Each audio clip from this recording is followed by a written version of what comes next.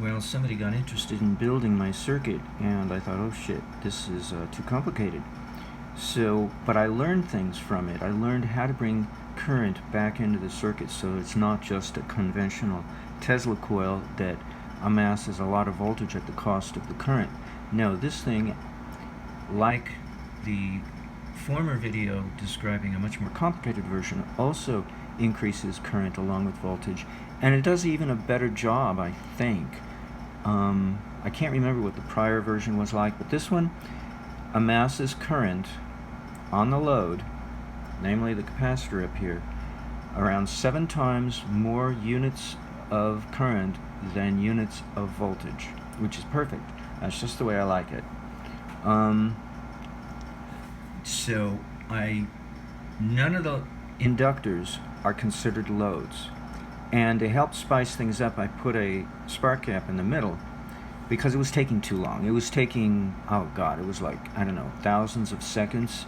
You know, you gotta wait, what, 2 days or something? Now you only have to wait 10 or 11 minutes to reach the goal, or the nice target I tuned this to. Now, one way to tune is to change the capacitance on this grounding capacitor, up or down. If you lower the farads, it's kind of like a nodal resonant kind of thing. So if you go too far, you lose it. But within this range of femto farads, if you lower it any further, I think you start to lose the benefit. I think 100 is optimal, is why I went for 100 femtofarads, because I'm trying to shorten the time it takes to reach the target on the one hand. The other hand, I don't want to go too fast. So to help, Microcap Simulator has a few anomalies, quirks to its operation. One of them is, how does it go about creating overunity when it was never designed to calculate overunity in a circuit anyway? It expects a steady state. It doesn't expect an explosion of energy. It can't handle it. Yet, I try to get it to do that anyway. And I'm not so sure I am being accurate, especially with regard to spark gaps. Caps and coils, not so much a deal, most of the time. Although they can get erratic, the real problem, I think, is with spark gaps. And, well, it just gets worse. Let's put it that way. So, in order to enhance... Okay, I better step back. I'm getting ahead of myself. Alright, where is it? Oh, I don't have it. Wait a minute. Okay, this is a good one. Now, you'll notice that the values on the components are not a integer value. They're all deviations of an integer. You know, 10.016 kilohenries, 1.002 nanofarads. This is a very peculiar circuit in that I tried to simplify things, but things got more complicated in a different way, in which I realized that this circuit was creating overunity only because all of the components were the same. Now, there's a similar problem with microcap, and that is when it gives errors, fatal errors. Matrix is singular. But here is another type of error in which the simulator doesn't freeze up on me. It just gives me overunity where I may not deserve it, because all of the components had the same integer value. They all had integer values. And only when I varied them ever so slightly did the whole thing go and collapse on me. And then I had to, it was no longer an option to add in a spark gap, take out a coil and add in a spark gap in the middle here. I had to do it. There was no way around the problem because the thing became a steady state with integer values. You know, the simplification of this circuit, I've made it more complicated, and in so doing, I realized I was able to bring in current, just like here I was able to bring it in, not as much as earlier values, but by bringing in lots of inductors, I was able to bring in current and not just be a voltage-oriented Tesla coil style transformer, you know, upping voltage at the cost of amperage. But I ran into a new problem, and that is the simulator can't do what I want it to do unless I vary all the components and then accentuate the process I'm looking for by putting in a spark gap. Well, if I put in a spark gap, I got to do the same thing. I've got to vary the parameters of the component, and I did that in my other simulation. I didn't do it here. Notice I didn't bother. All I did was raise the arc capacitance from 3 picofarads to 64, and I kept the gap capacitance when it's not arcing at the 1 picofarad that it was defaultly set to. By raising it to 64, from 3 to 64, the arcing capacitance, I managed to accentuate the behavior of the spark gap even more than at default. Actually, notice how much I went up, though. I went from 3 to 64. If I went from 3 to 4, there were other problems. That's why I had to go all the way up to 64. I think what happened was the thing kind of collapsed on me, and I had to go up higher. But if I went too high to 65, the thing just exploded in my face. 64 gave me just the right amount. I think that was it. So you see, I'm beginning to doubt myself at this point. Well, or doubt microcap for that matter. Alright, so these are the node voltages, and they're in the teravolts. Great. I'm sure you want to be eager to build something like that, just to get a meager, and that's the circuit. So basically, it's got a spine down the middle that goes nowhere. It's bound by capacitors at either end, and in parallel, and going off in parallel. And then it's got a ring of inductors on the outside, and then it's got 2 parallel leads coming off. One is an extension, or a repetition I should say, of the same more or less inductance, and then a capacitor I call a load. And the reason why I call that the load, even though that doesn't have the highest values of voltage, the inductors have ridiculously high values, and the ground capacitor has even higher. But the ground capacitor doesn't have any amperage to speak of, and neither do the inductors. But the load is the only place to find amperage. You won't find it on these other capacitors in here. Only out here on this 10 farad load. And the other nice thing about this load is that the amperage exceeds the voltage by a factor of 7 to 1, I think. I believe it tended to be around 7 to 1. That's also very nice, because if you know anything about Tesla motors, or Sangalani Maxwell Chikumbutsu for that matter, they tend to orchestrate a situation in their power supply, supplying power to their EV, in which the current exceeds the voltage by a similar factor, not quite the same. I believe in Tesla motors it's somewhere in the vicinity of 400 volts, and it's either 1 or 2 kiloamps. In Sangalani's situation, it's 2.2 kiloamps, and the voltage, I believe, was it 500 volts? No, that can't be right.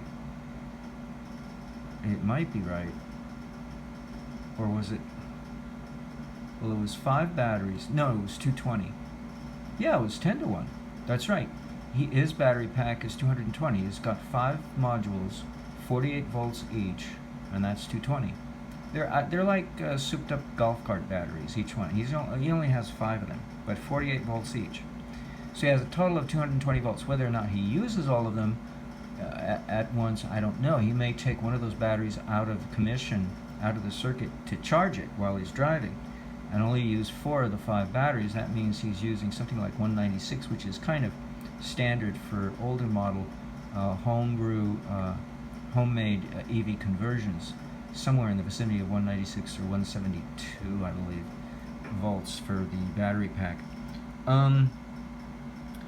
So I had to do various things to accommodate the situation because I was looking for a target. Now, unfortunately, my target is something on the order of 2,000 seconds, unfortunately. It didn't start out that way, but when I started changing these components to be more realistically variant of each other, and I lost my overunity, I no longer had the 10 to 10 and a half, slightly more than 10-minute surge cycle.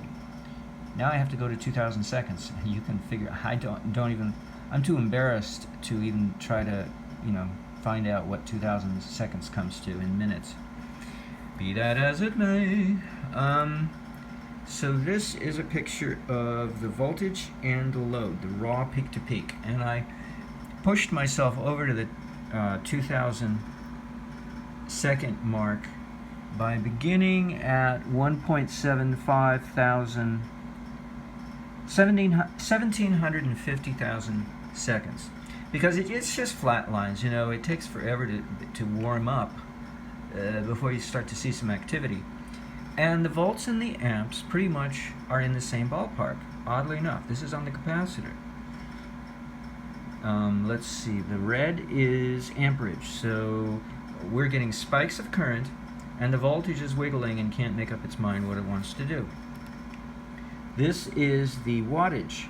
The wattage, 60,000 watts at the end of 2,000 seconds. Just what I want for an EV. Now the RMS of the voltage and currents taken separately, they both hang out at the same value of 240 amps, 240 volts. So it's pretty much the square of 240 that gives us the 60,000 watts, apparently, or the RMS of the square. The RMS of each, and then whatever. And then you'll notice there's a big rise here. This is which one is that? Oh, that's the amps. So the amps, there's probably some spike on the amps. Well, yeah, that's right. If we go back, yeah, see, there's this spike here. And so that affected the RMS of the amps very severely, causing it to suddenly come up. Okay, well, that's the end of the video. It's very short and not so sweet. So I tried to make it simple. I pre-charged the capacitor down here with 1 microvolt on this capacitor down here, and I make believe there's an aerial connected to one end of the capacitor, pre-charging it. You may want to disconnect that once the circuit gets going, because it might get in the way. It may dampen or suppress the surge from happening, the presence of that. I don't know, but I'm guessing that's probably will be the case, because anytime you put a voltage source in here, that tends to be the case. It tends to suppress the surge. It's probably why we never do it, because we always tie our circuit to a voltage source. And as you know, a voltage source is rock solid. It only allows the current to vary, not the voltage. But since voltage is getting this thing to go in the first place, if you've got a voltage regulation as your source, you're pretty much going to stamp out surges for the most part. So these are the tricks I learned, and I tend to forget to mention them. That's why there's no voltage source here, and there's just a pre-charge of a minuscule amount of voltage, because if you put 10 volts on here, you're going to have a harder time getting a surge if you're lucky to get one at all. So 1 microvolt gets shoved aside pretty readily, pretty quickly, so that it doesn't get in the way of the surge. The surge doesn't seem to mind its presence, and it might be because of the size of these inductors. Now I put in the size, a large S size, in order to slow down the surge, but it also stabilizes the surge and makes it harder for things like a pre-charged voltage amount to get in the way. So you might consider it like a ballast, and that's what I tend to call certain things act as ballast. Like this capacitor of 10 farads may also be acting as a ballast. too, I suspect. While this capacitor of 100 femtofarads is doing the opposite. It's trying to accentuate the surge by making things unstable. That's the problem. And in electrical engineering, they have a lot of strange vernacular for talking about surges without calling them free energy. And one thing they call them is unstable. And so they do a little spin doctoring and saying, well, okay, electrical engineer, you don't want to go there because it's unstable. Yeah, explosions tend to be very random events, random oriented, and you're not sure what's going to happen, but it's probably going to be a disaster if you're not designing for that. Now, what my guess is, and I haven't done this yet, is that we need two capacitors here, one that's out of commission and one that's in there, and we swap them back and forth. And when we take one out, we drain it. We have it connected to our actual load. So this is not really a load. This is a transferring load-oriented component to transfer the energy out of the circuit without damaging the overunity. Well, in the minute you disconnect this, you've destroyed the resonance, and so the thing will go back to zero or nearly so, which I expect. But hopefully we'll still have the charge on this capacitor. Maybe only the dielectric has to be slid out and the plates are left there. That might be the better plan. And then just swap dielectrics. But however it's done, there's no way you can connect an actual load to this because it destroys the resonance. So even though I call this a load, it's really a misnomer. It's the transfer component. It's really what I should have called it.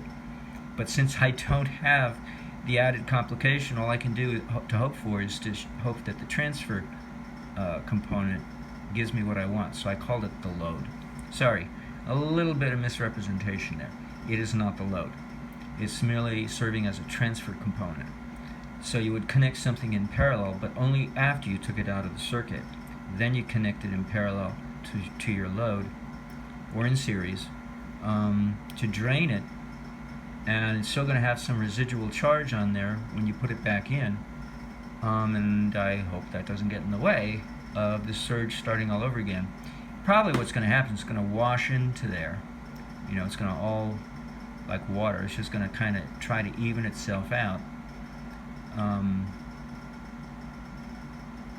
I don't know what'll happen, quite frankly. So, I don't know. This is a very imperfect artistry to this. Certainly not a science by any means. Not yet, anyway. Maybe not in my lifetime either.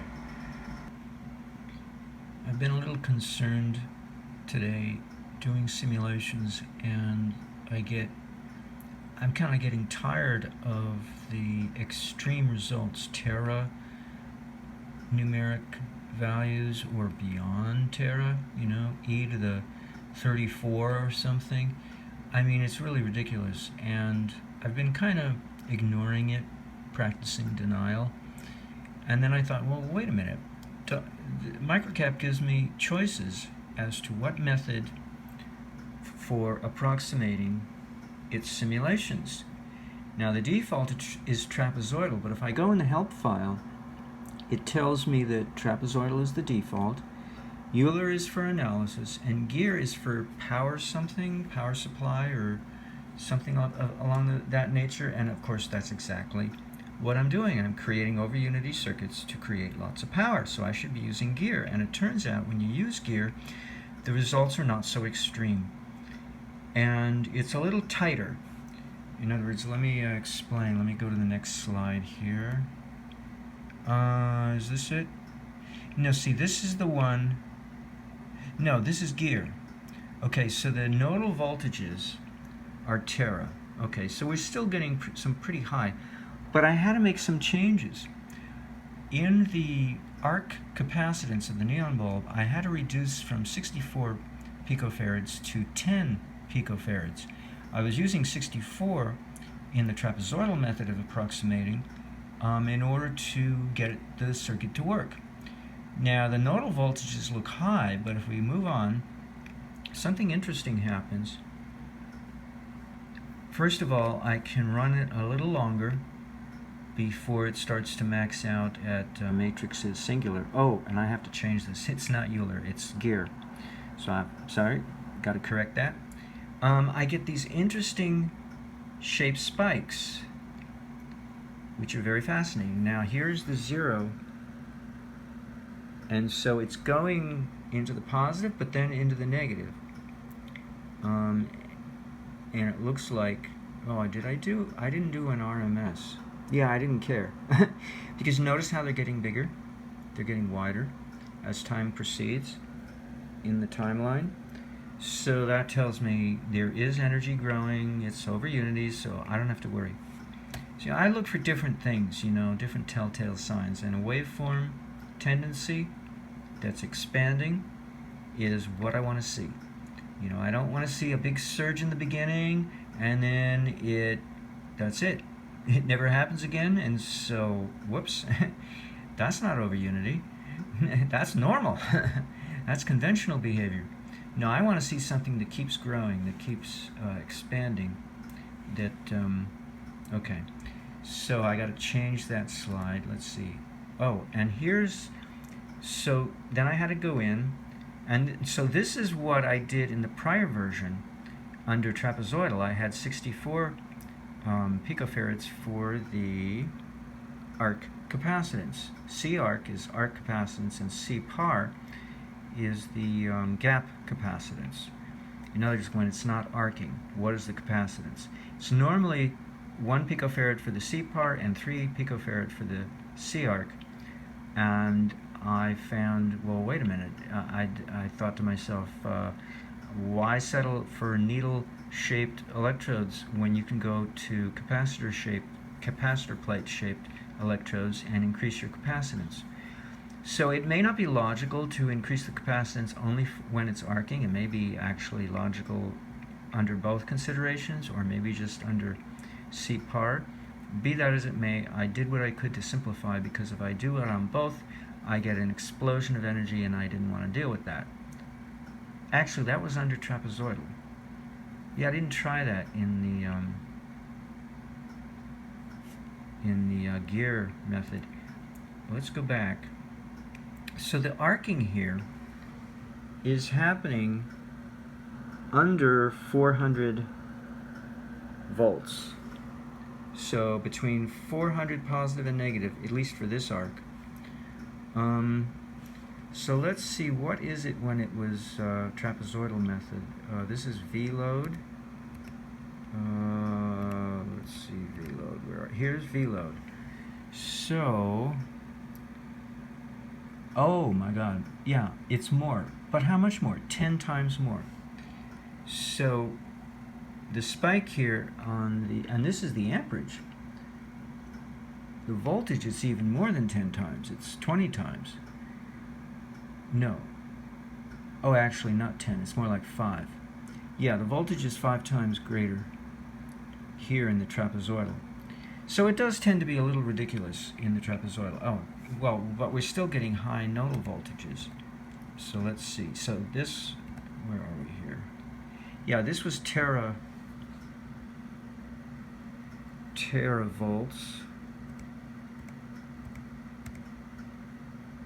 And this is tera. So this is 542 when it was trapezoidal method. 542 tera. And this was 96. So see, it is toned down by a factor of 5. Not a whole lot. Which means that either simulators are flawed, they can't handle over unity. Doesn't mean I've broken the simulator. It just means it's flawed.